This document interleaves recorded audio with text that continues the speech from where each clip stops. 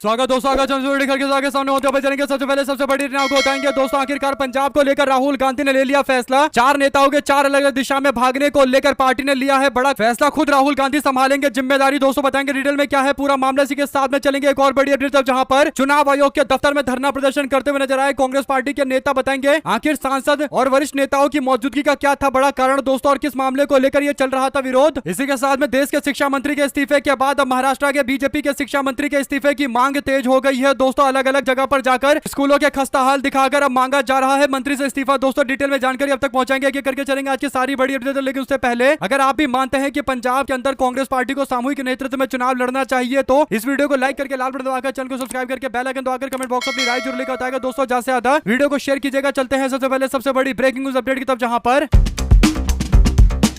पंजाब को लेकर जब से कांग्रेस पार्टी ने ऐलान किया है कि पार्टी के अंदर अलग अलग नेताओं को अलग अलग जिम्मेदारी दी जा रही है। प्रदेश अध्यक्ष की जिम्मेदारी अमरिंदर सिंह राजा वड़िंग को दी गई दोस्तों। चुनाव प्रचार समिति की जिम्मेदारी चरणजीत सिंह चन्नी को दी गई। तब से ही विवाद जारी है। 4 नेता 4 अलग अलग दिशा के अंदर भाग रहे हैं, यानी चरणजीत सिंह चन्नी पूरब में भाग रहे हैं दोस्तों और राजा वड़िंग पश्चिम में भाग रहे हैं, जबकि उत्तर के अंदर रंधावा भाग रहे हैं और दक्षिण में बाजवा भाग रहे हैं। और चारों के चारों नेता अलग अलग दिशा में भाग रहे हैं, जिससे पार्टी पंजाब के अंदर काफी ज्यादा कमजोर होती नजर आ रही है दोस्तों। राहुल गांधी की फटकार के बावजूद इन नेताओं की एकजुटता नहीं होने को लेकर पार्टी में अच्छी खासी नाराजगी देखने को मिल रही है। यही बड़ा कारण है कि कांग्रेस पार्टी ने प्रभारी बनाकर मैदान में उतारा था छत्तीसगढ़ के पूर्व मुख्यमंत्री भूपेश बघेल को दोस्तों। बघेल ने पूरी रिपोर्ट आला कमान को दे दी दोस्तों। इसके बाद सीडब्ल्यूसी की बैठक 19 तारीख को बुलाई गई थी, बीते 2 दिन पहले बुलाई गई थी दोस्तों। इस बैठक में चरणजीत सिंह चन्नी को मौजूद रहना था, लेकिन चरणजीत सिंह चन्नी नहीं आते क्योंकि पंजाब के अंदर वो अपना पीएचडी का पेपर एग्जाम दे रहे थे दोस्तों। इस बारे में अब जो बड़ी अपडेट सामने आ रही है वो ये कि राहुल गांधी ने फैसला लिया है कि चारों नेता चारों दिशा में भागे, लेकिन कांग्रेस पार्टी एकजुट रहनी चाहिए। पंजाब में सामूहिक नेतृत्व में चुनाव लड़ा जाएगा और खुद इन चारों नेताओं को जिम्मेदारी देने की जगह राहुल गांधी खुद से मोर्चा संभालते हुए पंजाब के अंदर चुनाव प्रचार करते हुए और सामूहिक नेतृत्व का चुनाव बनाकर मैदान में उतर रहे हैं दोस्तों। जो बड़ी अपडेट है वो ये कि कांग्रेस पार्टी के पंजाब के प्रभारी भूपेश बघेल ने बड़ा ऐलान किया है। भूपेश बघेल ने कहा कि पंजाब के अंदर कोई बदलाव नहीं होगा, ना तो प्रभारी बदला जाएगा, ना अध्यक्ष, ना कोई और नेता चुनाव प्रचार का समिति का अध्यक्ष बदला जाएगा, सब सेम रहेंगे। नेता प्रतिपक्ष राहुल गांधी पंजाब का दौरा करेंगे दोस्तों। अमृतसर से राहुल गांधी अपने दौरे की शुरुआत करने जा रहे हैं। पंजाब के दरबार साहब में जाकर राहुल गांधी माथा टेकेंगे और पंजाब कांग्रेस के सारे नेताओं को बस में बिठाएंगे। बस में राहुल गांधी इन सबको बिठाकर समझाएंगे कि एकजुटता के साथ चुनाव कैसे लड़ना है। और फिर राहुल गांधी इस बस से अमृतसर से यात्रा शुरू करते हुए हुसैनीवाला तक जाएंगे, यानी 135 किलोमीटर की यात्रा बस में करेंगे और सारे नेताओं को एकजुटता का पैगाम देने वाले हैं और सबको मिलकर लड़ने के लिए बोला जाएगा दोस्तों। ऐसे में राहुल गांधी की बस यात्रा पहले चरण में लगभग 25 से 30 विधानसभा का दौरा करेगी और सारे नेता इस विधानसभा दौरे के दौरान बस में मौजूद रहेंगे। कहने का मतलब कांग्रेस पार्टी एकजुटता के लिए नए तरीके का इस्तेमाल कर रही है, जहां पर राहुल गांधी मुख्य चेहरा होंगे, राहुल गांधी नेतृत्व करेंगे और सब लोग इकट्ठा होकर पंजाब में सरकार बनाने के लिए पूरी तरीके से तत्पर दिखाई देंगे दोस्तों। अगर आप भी मानते हैं कि ये एकदम सही कदम उठाया जा रहा है, जब सामूहिक नेतृत्व में चुनाव लड़ा जाएगा तो राहुल गांधी उसका मुख्य चेहरा होंगे और पंजाब में पार्टी अगर एकजुट रहेगी तो आराम से सरकार बना सकती है, इसमें कहीं कोई दो राय नहीं है। सारे सर्वे ये बता रहे हैं कि आम आदमी पार्टी सरकार को लेकर पंजाब के अंदर जबरदस्त तरीके का माहौल है, यानी उनके खिलाफ माहौल है और राज्य के अंदर जनता परिवर्तन फिर से चाहती है। 5 साल बीत चुके हैं, इसीलिए कांग्रेस पार्टी में गुटबाजी की जगह पार्टी अगर एकजुट दिखाई देगी तो आम जनता समर्थन करने के लिए तैयार है। अगर आप भी मानते हैं कि पंजाब बदलाव करेगा और राहुल गांधी के नेतृत्व में कांग्रेस पार्टी की सरकार बनेगी, मुख्यमंत्री कौन होगा ये आगे तय कर लिया जाएगा, लेकिन सामूहिकता जरूरी है और इसीलिए राहुल गांधी का ये फैसला एकदम सराहने वाला है। इसकी तारीफ जितनी की जाए उतनी कम है, तो लिखकर जरूर बताएगा दोस्तों। ज्यादा से ज्यादा वीडियो को शेयर कीजिएगा। चलते हैं एक और बिग न्यूज अपडेट की तरफ जहां पर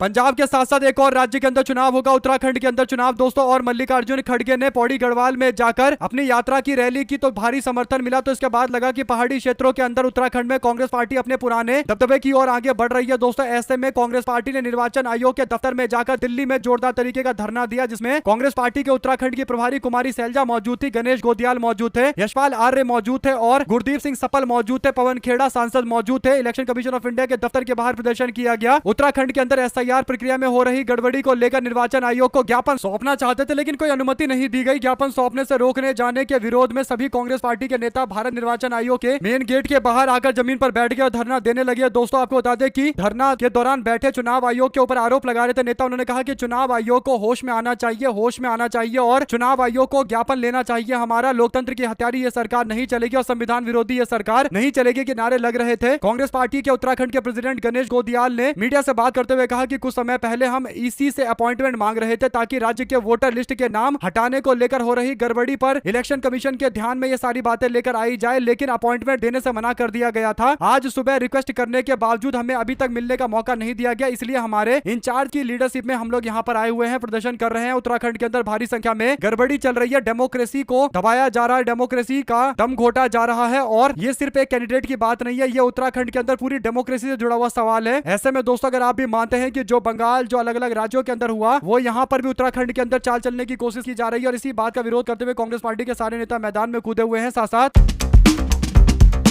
कांग्रेस जनता पार्टी के संयोजक अभिजीत दीपके ने महाराष्ट्र के अंदर स्कूली शिक्षा मंत्री दादा भूसे के इस्तीफे की मांग को लेकर जोरदार निशाना साधा। दोस्तों सरकारी विद्यालयों की दयनीय हालत को लेकर छात्रों को मिलने वाली सुविधाएं मंत्रियों के कुत्तों से मिलने वाली सुविधाओं से भी कम है, यानी मंत्रियों के कुत्तों को जितनी सुविधाएं देश के अंदर दी जाती है उससे कम सुविधाएं देश के बच्चों को दिया जा रहा है, यानी देश के बच्चों के साथ अपमानित बर्ताव कर रहे हैं भाजपा सरकार के लोग। स्कूल ठीक करो अभियान के दौरान लातूर के औसा तहसील के उजनी गाँव में पहुंचे और स्कूल के हालात देखकर वो पूरी तरीके से चौंक गए। दोस्तों उन्होंने कहा कि यहाँ पर ये लोग केवल हेलीकॉप्टर लेकर आते हैं वोट मांगने के लिए, लोगों को देखना चाहिए कि उनके बच्चे किस हालत में पढ़ रहे हैं, किस हालात में पढ़ रहे हैं। इन मंत्रियों के कुत्तों को भी इससे बेहतर सुविधाएं देश के अंदर है। उन्होंने लोगों से यह भी कहा कि राजनीतिक दलों के नेताओं पर पहले शिक्षा के लिए काम करने और उसके बाद वोट मांगने का दबाव बनाया जाए। दीपके ने कहा कि लोगों को अपने गाँव में आने वाले राजनीतिक दल के नेताओं से कहना चाहिए कि वे शिक्षा पर काम करें, उनसे कहे कि जब तक शिक्षा पर काम नहीं करेंगे तब तक उनको वोट नहीं दिया जाएगा। हमारे दरवाजे पर वोट मांगने के लिए तभी आओ जब शिक्षा स्वास्थ्य पर काम करो। राजनीति के लिए हम जाति और समुदाय के झंडे लेकर घरों से निकलते हैं, इसी तरह हम अपने बच्चों के विद्यालय के लिए भी बाहर हमको निकलना चाहिए, यानी जाति धर्म की लड़ाई जो हम लड़ते हैं उसी तरह से हमको बच्चों की लड़ाई लड़नी चाहिए, बच्चों के इंसाफ की लड़ाई, उनके शिक्षा व्यवस्था की लड़ाई लड़नी चाहिए। इससे ही देश आगे बढ़ेगा और देश में जब तक शिक्षा सुदृढ़ नहीं होगी तब तक देश के अंदर देश के बच्चों का भविष्य सुरक्षित नहीं होगा, सुदृढ़ नहीं होगा। इसीलिए जरूरी है कि सबको मिलकर इस मामले को जोर शोर से आगे बढ़ाना चाहिए। साथ ही साथ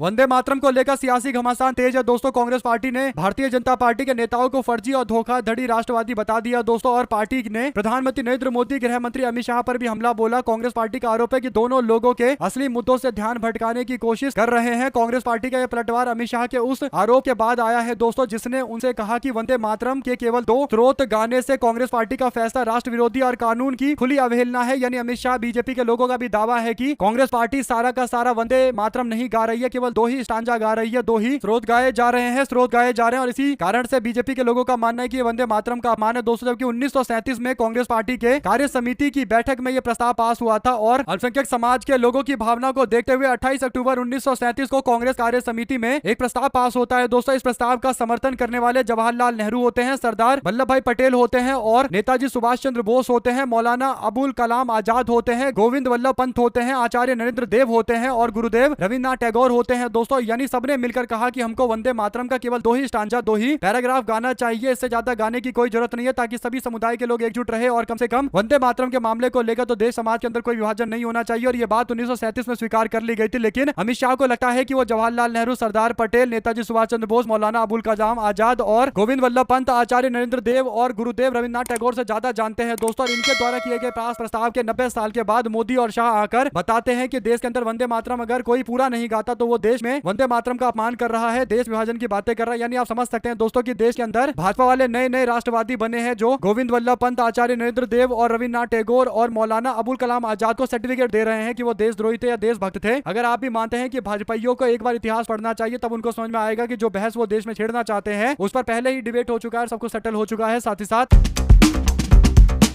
राष्ट्रीय गीत वंदे मातरम को लेकर चल रहे विवाद को जानबूझकर बीजेपी के लोग आगे बढ़ा रहे हैं दोस्तों। ऐसे में केंद्रीय मंत्री जीतन राम मांझी कहते हैं कि टुकड़े टुकड़े गैंग वाले अब संसद से पास हुए राष्ट्रीय गीत वंदे मातरम के भी टुकड़े टुकड़े करने की बातें कर रहे हैं। अगर वक्त के साथ ये नहीं सुधरेंगे तो टुकड़े टुकड़े जनता इनको कर देगी, करारा जवाब इनको देगी। यानी विपक्ष पर निशाना साधते हुए जीतन राम मांझी ये बातें बोल रहे हैं दोस्तों। हालांकि जीतन राम मांझी केंद्र सरकार के मंत्री हैं तो ये बयान तो उनका बनता ही है, वो उनको देना भी पड़ेगा अगर मंत्री बने रहना है, वरना तो अभी मंत्रिमंडल के विस्तार में सबसे पहले जीतन राम मांझी को हटा दिया जाएगा, क्योंकि सांसद के नाम पर केवल एक सांसद है उनके पास और विधायक भी 2-3-4 गिने चुने बचे हुए हैं। तो ऐसे में वो भी बीजेपी के साथ कब भाग जाएंगे कोई गारंटी नहीं। तो जीतन राम मांझी को तो बीजेपी की भाषा में यानी बीजेपी के सुर में सुर मिलाकर बोलना पड़ेगा। अगर सुर नहीं मिलाएंगे तो फिर सुर ताल बिगड़ेगा। तो फिर पता है कि जीतन राम मांझी की पार्टी और भारतीय जनता पार्टी अगर अलग हो गई तो फिर मांझी की पार्टी का कुछ अता पता नहीं चलेगा। तो अस्तित्व बचाने के लिए भाजपा के साथ तो रहना पड़ेगा, लेकिन साथ में रहेंगे बीजेपी के तो फिर विचारधारा भी उन्हीं की बोलने लगेंगे। तो ऐसे में बीजेपी और जीतन राम मांझी में फिर अंतर क्या बच गया, ये भी एक बड़ा सवाल है। आप लोग इस पर अपनी राय जरूर लिखकर बताएगा। चलते हैं एक और बिग न्यूज अपडेट की तरफ दोस्तों, जहां पर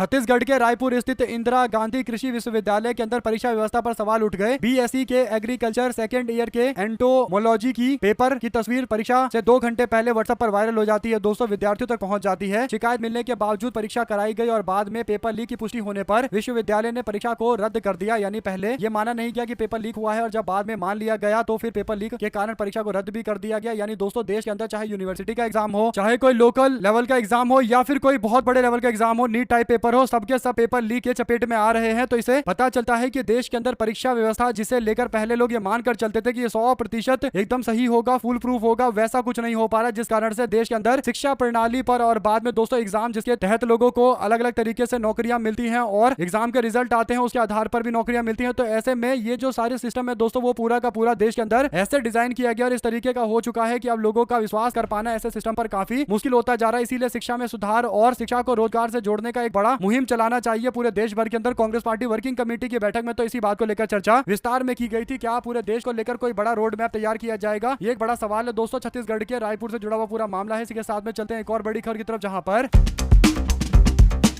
कांग्रेस पार्टी शासित कर्नाटका, केरल, तेलंगाना की सरकार केंद्र के हाल में पारित किए गए mines and minerals regulation development के मामले को लेकर अमेंडमेंट एक्ट को सुप्रीम कोर्ट के अंदर चुनौती देने की तैयारी में है। कांग्रेस पार्टी सूत्रों के मुताबिक तीनों राज्यों की ओर से दायर की जाने वाली याचिका की तैयारी कर ली गई है। यानी तीनों इंडिया गठबंधन के राज्य एकजुट होंगे दोस्तों। तीनों में कर्नाटका है, तेलंगाना है और केरला है, कांग्रेस पार्टी शासित राज्य है और ये सब मिलकर एक याचिका दाखिल करेंगे और सुप्रीम कोर्ट के अंदर भाजपा सरकार द्वारा ये जो नया कानून पास किया गया है mines and minerals development and regulation यानी MMDR कानून, इसका विरोध किया जाएगा दोस्तों। इस नए कानून के जरिए राज्यों के जो खनिज और खनिज युक्त जमीन पर टैक्स और सेस और अन्य लेवी लगाए जाते हैं जिसकी शक्तियां पहले राज्य सरकार के पास थी। यानी राज्य सरकार खनन पर टैक्स लगाती थी, टैक्स वसूलती थी दोस्तों, इससे राज्य के खजाने में पैसा आता था। उसकी पावर को सीमित कर दिया गया है। यानी राज्य सरकार पहले जितना टैक्स लगा सकती थी वो नहीं लगा सकती। पार्टी का कहना है कि यह प्रावधान राज्यों के वित्तीय स्वायत्ता यानी फाइनेंशियल ऑटोनॉमी के खिलाफ है। यह कानून संसद के हाल में संपन्न हुए मानसून सत्र में विपक्ष के विरोध के बीच पारित हुआ है दोस्तों और विपक्षी दलों ने विधेयक को अलग अलग जांच के लिए संसदीय स्थायी समिति के पास भेजने की मांग की है। हालांकि लोकसभा में विधेयक करीब 5 मिनट में पारित हो गया। राज्यसभा में करीब 50 मिनट की चर्चा के बाद इसे मंजूरी दी गई, जिसमें 12 सदस्यों ने बहस में हिस्सा लिया। बाद में राष्ट्रपति द्रौपदी मुर्मू ने इस पर मोहर लगा दी तो कानून पास हो गया है। अब MMDRA कानून को लेकर विरोध देश के अंदर और तेज होगा दोस्तों, खासकर जो खनिज पदार्थ से संपन्न राज्य हैं, चाहे कर्नाटका हो, केरला हो या फिर तेलंगाना हो, ये सबके सब विरोध करेंगे। और अभी तो झारखंड भी साथ में आएगा और उड़ीसा में भाजपा की सरकार जरूर है, लेकिन उड़ीसा भी खनिज संपदा से संपन्न राज्य है तो यहाँ पर भी अच्छा खासा टैक्स राज्य सरकार को खनिज संपदा के कारण मिलता है। तो बीजेपी की सरकार बेशक हो, लेकिन मांझी को विरोध करना पड़ेगा दोस्तों। यानी केंद्र सरकार का कानून राज्य सरकार की फाइनेंशियल यानी आर्थिक स्वायत्ता पर किया गया सीधा कुठाराघात माना जाना चाहिए। साथ ही साथ समाजवादी पार्टी के नेता अखिलेश यादव कहते हैं कि भाजपा में पीडीए स्थान तो पा सकता है लेकिन सम्मान नहीं पा सकता। यदि संपूर्ण पीडीए समाज के लोग अपने अपने व्यक्तिगत स्वार्थ और लाभ को त्याग करके एकजुट हो जाए तो पीडीए सरकार सदैव के लिए आ जाए। यानी समाजवादी पार्टी पीडीए सरकार बनाएगी और इसके लिए जरूरी है कि पीडीए के जितने सहयोगी हैं सब साथ में आएंगे तो हम पीडीए की सरकार बनाएंगे। फिर आगे अखिलेश कहते हैं कि फिर किसी भी समाज का कोई भी व्यक्ति अपने आप को पीड़ित, दुखी और अपमानित नहीं समझेगा। यानी अभी जो पिछड़ा, दलित और अल्पसंख्यक समाज के लोग भाजपा सरकार में पीड़ित, दुखी हैं, वे लोग पीड़ित, दुखी भी नहीं रहेंगे। और इसीलिए हम लोग चाहते हैं कि पीडीए की सरकार बने, यानी एक ऐसी सरकार बने जहां पर पीड़ित, दुखी और अपमानित व्यक्ति ना हो बल्कि प्रेम, दया और अपनापन वाली स्थिति हो। इसीलिए हम लोग पीडीए की बातें करते हैं। अखिलेश की तरफ से शब्दों का इस्तेमाल करते हुए स्पष्ट कर दिया गया है कि उनके पीडीए की जो एक कल्पना है दोस्तों, वो कल्पना किस तरीके की है और ये कल्पना सबको बताई जा रही है, सबको सुनना चाहिए, देखना चाहिए कि किस दिशा में देश आगे बढ़ रहा है और उत्तर प्रदेश के अंदर ये पीडीए का एक्चुअल मतलब क्या होता है। साथ ही साथ पंजाब में विधानसभा चुनाव से पहले कांग्रेस पार्टी के नेतृत्व को लेकर खींचतान के बीच में सीडब्ल्यूसी की बैठक में पूर्व सीएम चरणजीत सिंह चन्नी गैर मौजूद रहे तो उन्होंने कहा कि मैं पंजाब यूनिवर्सिटी के अंदर मापा की आखिरी सेमेस्टर परीक्षा में व्यस्त था। उन्होंने कहा कि 4 साल से मैं इस बात की तैयारी कर रहा था, मुझे पीएचडी करना था एडमिनिस्ट्रेशन को लेकर, यानी सरकार कैसे चलाई जाती है, सरकार प्रशासनिक तंत्र में किस तरीके के बदलाव किए जा सकते हैं जिससे एक बेहतर सरकार चले। और क्योंकि चन्नी खुद परीक्षा दे रहे थे दोस्तों तो सोशल मीडिया पर तस्वीरें भी सामने आई है जहां पर पीएचडी की परीक्षा में चन्नी अपनी बातें लिख रहे थे। इसके बाद चन्नी चन्नी ने कहा कि हम लोग पूरी तैयारी कर चुके हैं, राज्य के अंदर कांग्रेस की सरकार बनेगी और हम लोग ये सुनिश्चित करेंगे कि जो मैंने पढ़ाई की है एडमिनिस्ट्रेशन को लेकर 4 साल से अध्ययन कर रहा हूँ, पढ़ रहा हूँ, तब समझ में आया मुझे कि किस तरीके से एडमिनिस्ट्रेशन व्यवस्था चलनी चाहिए और हम लोग ऐसी व्यवस्था आने वाले दिनों के अंदर कांग्रेस पार्टी की राज्य सरकार के नेतृत्व में देंगे जिससे आम जनता का भला होगा। शिक्षा और जो स्वास्थ्य है, दो चीजें वो तो पूरी तरीके से मुफ्त होनी चाहिए और ऐसा एडमिनिस्ट्रेटिव सिस्टम यानी प्रशासनिक तंत्र होना चाहिए जिसे भ्रष्टाचार को लेकर कोई भी उत्साह ना देखने को मिले, यानी भ्रष्टाचार करने से पहले 50 बार सोचना चाहिए और इस तरीके का एक तंत्र हमको बिल्ड करना पड़ेगा। और इसके लिए मैं प्रशासन की व्यवस्था की पढ़ाई भी कर रहा था, तो पीएचडी वो कर भी रहे थे एडमिनिस्ट्रेशन से जुड़े मामले को लेकर। तो ऐसे में चरणजीत सिंह चन्नी ने कहा कि मैंने पार्टी आलाकमान को चिट्ठी लिखकर उनसे समय मांगा था, कहा था कि मैं सीडब्ल्यूसी की बैठक में नहीं आ पाऊंगा, कृपया मुझे और दूसरा टाइम दे दीजिए। दूसरा टाइम मुझे मिल गया है। इसी के साथ में दिल्ली में चुनाव आयोग के दफ्तर आने से पहले उत्तराखंड के अंदर चुनाव आयोग के ऑफिस में ज्ञापन दिया गया और मुलाकात की कोशिश की गई। उत्तराखंड में एसआईआर के नाम पर भारी धांधली की जा रही है और एक व्यक्ति 5 से अधिक आवेदन नहीं दे सकता, लेकिन राज्य के अंदर एक आदमी के नाम से सैकड़ों हजारों आवेदन दिए जा रहे हैं। उत्तराखंड के अंदर वोटर का नाम काटने का आवेदन देने के नाम पर भयंकर फर्जीवाड़ा चल रहा है। चुनाव आयोग सत्ता में बैठे लोगों के इशारे पर लोगों के मताधिकार को छीनने का काम कर रहा है। चुनाव आयोग के सामने एसआईआर में जारी धांधली के बारे में बताने के लिए कांग्रेस के सारे नेता पहुंचे थे। चुनाव आयोग के दफ्तर में हमें जाने नहीं दिया गया, ये बताते हुए उन्होंने कहा कि हम तो पूरी कोशिश कर रहे थे कि उत्तराखंड के बारे में बताएं, लेकिन ये सुनने को तैयार होंगे तब तो। साथ साथ दोस्तों केशव प्रसाद मौर्य ने कहीं ना कहीं उत्तर प्रदेश के विधानसभा चुनाव के नजदीक आने के साथ ही अपना खुद का एक नेतृत्व दिखाना शुरू कर दिया। दोस्तों कहने का मतलब अपनी पहचान, एक इंडिपेंडेंट पहचान दिखानी केशव प्रसाद मौर्य ने शुरू कर दी है। दोस्तों मौर्य कहते हैं कि प्रयागराज में बारिश के दौरान जल भराव से नगर वासियों को गंभीर कठिनाइयों का सामना करना पड़ा। कारण चाहे जो भी हो, जनहित में इसका स्थायी समाधान सर्वोच्च प्राथमिकता पर सुनिश्चित किया जाए। समय रहते आवश्यक कदम उठाए गए होते तो आज ये स्थिति उत्पन्न नहीं होती। जिला प्रशासन और संबंधित विभाग तत्काल प्रभावी कार्रवाई करे तथा भविष्य में ऐसे संकट की पुनरावृत्ति नहीं होनी चाहिए। इस पर पूरी तरीके से रोक लगाना चाहिए, विराम लगाना चाहिए। और केशव प्रसाद मौर्य अपने स्थानीय प्रशासन को यह हिदायत दे रहे हैं। दोस्तों एक तरीके से यूपी के उप मुख्यमंत्री केशव प्रसाद मौर्य ने सरकार को आईना दिखाया है। उन्होंने जल भराव में डूबे प्रयागराज के गंभीर हालात को लेकर साफ किया है कि अगर समय रहते कदम उठाया गया होता तो स्थिति साफ हो गई होती। ऐसे में दोस्तों यहाँ सारा पावर योगी आदित्यनाथ और सीएम दफ्तर के पास है। सरकार के अपने मंत्रियों के अपने अधीन लोगों को तबादला तक नहीं कर सकते हैं। यानी इससे पता चल रहा है कि इनको पब्लिक में बयान इसलिए नहीं देना पड़ रहा है क्योंकि ये किसी अधिकारी को बुलाकर उसको फटकार नहीं लगा सकते। कहने का मतलब एकदम उत्तर प्रदेश के अंदर सेंट्रलाइज यानी केंद्रीकरण वाला पावर चल रहा है दोस्तों, यानी केंद्रीय सेंट्रलाइज पावर है। योगी आदित्यनाथ के दफ्तर से पूरे उत्तर प्रदेश को चलाया जा रहा है और बाकी जो मंत्री हैं उनको दूसरे अधिकारियों को तलब करने में दिक्कतें हो रही है और तलब करेंगे भी तो अधिकारी वगैरह इनको भाव देंगे नहीं। और केशव प्रसाद मौर्य के पास कितनी पावर है उत्तर प्रदेश के अंदर, ये उनके इस बयान से पता चलता है दोस्तों, जहां पर उनको अपनी राज्य सरकार की आलोचना करनी पड़ रही है पब्लिक में आईना दिखाने के लिए। साथ ही साथ इमरान मसूद को लेकर एक बड़ी अपडेट सामने आती है दोस्तों। इमरान मसूद के जो जीजा हैं वो समाजवादी पार्टी में शामिल हो गए हैं। सपा से गठबंधन को लेकर कांग्रेस पार्टी के सांसद इमरान मसूद के दामाद शान मसूद अखिलेश यादव की पार्टी समाजवादी पार्टी में शामिल हो गए हैं दोस्तों। शान मसूद सहारनपुर के हैं और जो पूर्व केंद्रीय मंत्री रशीद मसूद के पोते हैं। इमरान मसूद बड़ी बड़ी बातें करते हैं समाजवादी पार्टी के खिलाफ, तो समाजवादी पार्टी के समर्थक भड़क गए। उन्होंने कहा कि इमरान मसूद को लग रहा था कि वो समाजवादी पार्टी को कमजोर कर देंगे और 2 दिन पहले आशु मलिक के साथ में दिशा की बैठक के दौरान जोरदार तरीके का बवाल भी हुआ था और दोनों नेताओं में आपस में तीखी नोकझोंक देखने को मिली थी। तो अब इस मामले को लेकर जो बड़ी अपडेट है वो ये कि इमरान मसूद के परिवार का व्यक्ति चला गया है समाजवादी पार्टी में। इस पर इमरान मसूद की प्रतिक्रिया भी सामने नहीं आई है। जो भी अपडेट आएगी दोस्तों आप तक लगातार पहुंचा देंगे। साथ ही साथ एक और बड़ी खबर आती है जहां पर दिल्ली के अंदर छात्रों के प्रदर्शन में सुप्रीम कोर्ट ने बड़ा कदम उठाया। छात्र प्रदर्शन पर पुलिस कार्रवाई की होगी जांच। 5 सदस्यीय हाई पावर कमेटी का गठन कर दिया गया है दोस्तों। लेकिन अमित शाह के इस्तीफे और अमित शाह की माफी की मांग सबसे ज्यादा प्राथमिकता वाली बात है। सुप्रीम कोर्ट के शीर्ष अदालत ने पूर्व न्यायाधीश आर सुभाष रेड्डी की अध्यक्षता में 5 सदस्यीय एक उच्च अधिकार प्राप्त समिति का गठन किया है जो हाल में राष्ट्रीय राजधानी में छात्र प्रदर्शनकारी पर पुलिस की कथित ज्यादती और पुलिस कर्मियों के खिलाफ हुई हिंसा के आरोप की जांच करेगा। जस्टिस सूर्यकांत, जस्टिस जयमाल्य बागची और जस्टिस वी मोहन्ना की पीठ ने कहा कि इस समिति में पंजाब हरियाणा हाईकोर्ट के पूर्व मुख्य न्यायाधीश रविशंकर झा और दिल्ली हाईकोर्ट के पूर्व न्यायाधीश शैलेंद्र कौर मौजूद रहेंगे। सीबीआई के पूर्व निदेशक ऋषि कुमार शुक्ला और मेघालय के पूर्व डीजीपी LR बिश्नोई भी शामिल होंगे। उन्होंने कहा कि यह हाई पावर्ड कमेटी होगी। इसका काम होगा कि दिल्ली में जो कुछ भी हुआ, लाठीचार्ज हुआ, पुलिस वालों पर हमले हुए, जो भी हुआ उसकी एक विस्तृत रिपोर्ट लेकर आए। उस रिपोर्ट के आधार पर आगे कदम उठाया जाएगा। साथ साथ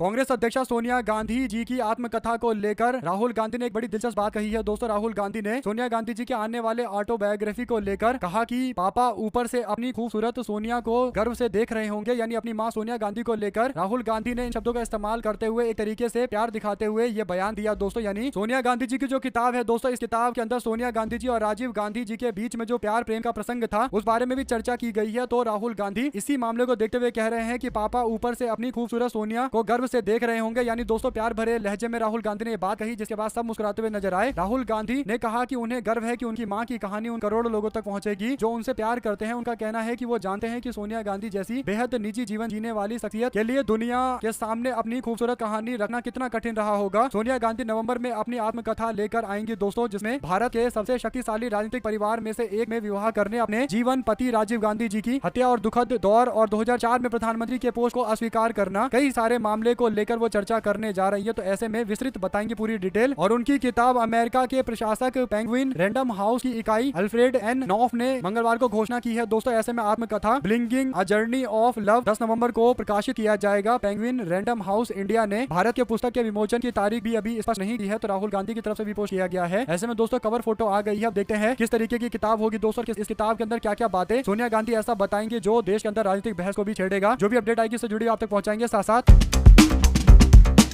दक्षिण राज्यों के काउंसिल की बैठक में अमित शाह पहुंचे थे, जो गृह मंत्री हमेशा करते हैं। हर साल एक बैठक होती है, काउंसिल की बैठक होती है दोस्तों। इस बैठक में दक्षिण के सारे मुख्यमंत्री मौजूद थे, दक्षिण के राज्यों के। और डीके शिव कुमार कांग्रेस पार्टी के मुख्यमंत्री ने सामने से अमित शाह से बोला कि आप डिलिमिटेशन मत कराइए, 543 सीटें हैं उस पर महिलाओं का आरक्षण सुनिश्चित करिए, हम इस बात का समर्थन करेंगे। आप लोग किस पूरे मामले पर जो भी राय है दोस्तों लिखकर जरूर बताएगा। हमारे साथ लगातार जुड़े रहे दोस्तों का बहुत बहुत धन्यवाद। देख रहे थे आपका चैनल जय